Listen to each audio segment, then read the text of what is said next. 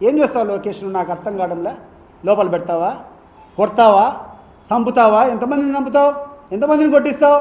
రేపు నీ పరిస్థితి ఏంది అని చెప్పి నేను అడుగుతాండా. నీకు ధైర్యం ఉంటే నువ్వు కొట్టించు, బట్ నీకు అదే ధైర్యం ఉంటే రేపు నీకు అధికారం లేనప్పుడు నువ్వు మొగోని మాదిరి ఈ రాష్ట్రంలో నిలబడుకుంటే ఆ రోజు వచ్చి నీకు సాష్టాంగం పడతాను నేను.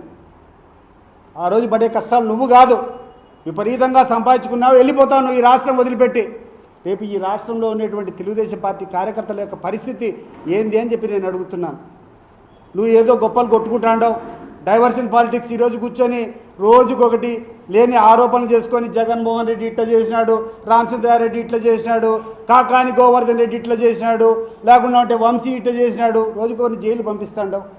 నిన్ను పంపించడం మొదలు పెడితే ఈ జిల్లాలోని నాయకుల యొక్క చరిత్ర ఒకసారి ఏం జరుగుతుంది ఈ కార్యక్రమం ఈరోజు ఈ జిల్లాలో, రాష్ట్రంలో ఏం జరుగుతుంది?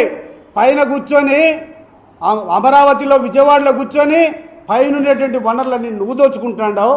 ఇక్కడ కూర్చొని ఒక చిన్న పర్మిషన్ కావాలన్నా ఇక్కడ స్థానికంగా ఉన్నటువంటి నాయకులు ఏ రకంగా ఈయనటువంటి ప్రజలను దోచుకుంటున్నారు ఒకసారి నువ్వు జవాబు చెప్పు అని చెప్పి నేను అడుగుతున్నాను.